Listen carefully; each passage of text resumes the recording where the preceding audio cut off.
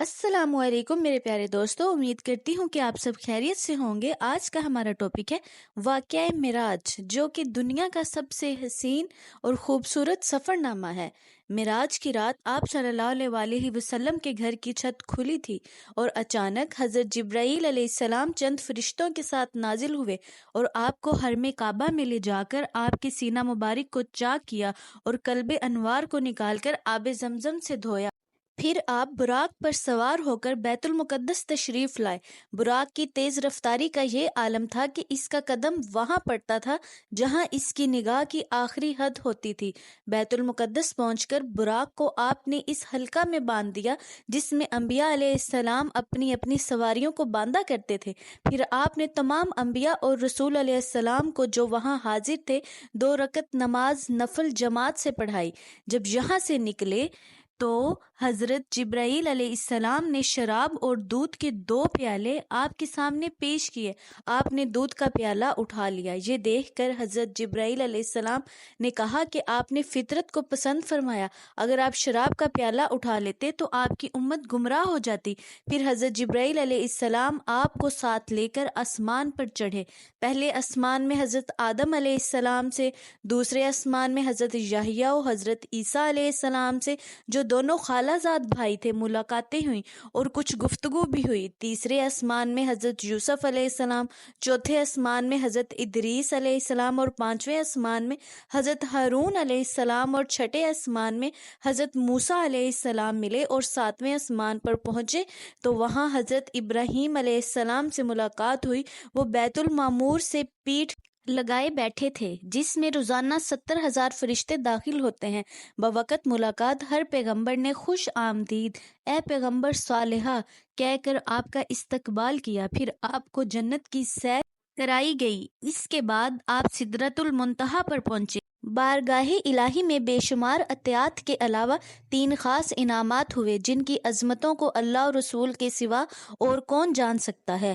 پہلی سورۃ بقرہ کی آخری آیات، دوسری یہ خوشخبری کہ آپ صلی اللہ علیہ وآلہ وسلم کی امت کا ہر وہ شخص جس نے شرک نہ کیا ہو وہ بخش دیا جائے گا، سبحان اللہ۔ تیسری امت پر 50 وقت کی نماز۔ جب آپ صلی اللہ علیہ وآلہ وسلم ان خداوندی عطیات کو لے کر واپس آئے تو حضرت موسیٰ علیہ السلام نے آپ سے عرض کیا کہ آپ کی امت ان 50 نمازوں کا بھار نہ اٹھ سکے گی، لہٰذا آپ واپس جائیے اور اللہ تعالیٰ سے تخفیف کی درخواست کیجیے۔ چنانچہ حضرت موسیٰ علیہ السلام کے مشورہ سے چند بار آپ بارگاہ الہی میں آتے جاتے اور عرض پر دار ہوتے یہاں تک کہ صرف 5 وقت کی نمازیں رہ گئیں اور اللہ تعالیٰ نے اپنے حبیب صلی اللہ علیہ وآلہ وسلم سے فرمایا کہ میرا قول بدل نہیں سکتا، اے محبوب آپ کی امت کے لیے یہ 5 نمازیں بھی 50 ہوں گی۔ نمازیں تو 5 ہوں گی مگر میں آپ کی امت کو ان 5 نمازوں پر 50 نمازوں کا اجر و ثواب عطا کروں گا، سبحان اللہ۔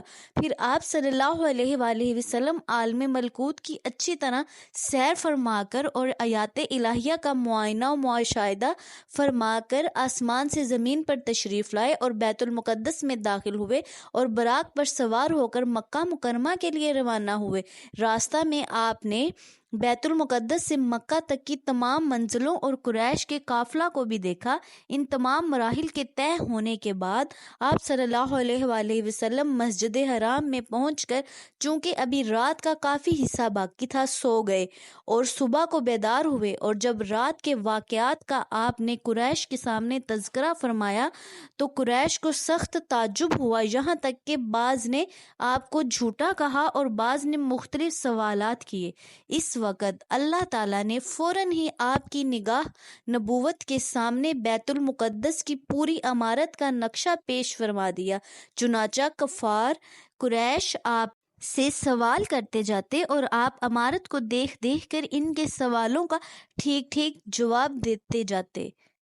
ہمارے پیارے حضور صلی اللہ علیہ وآلہ وسلم کی شان و عظمت کو درود و سلام۔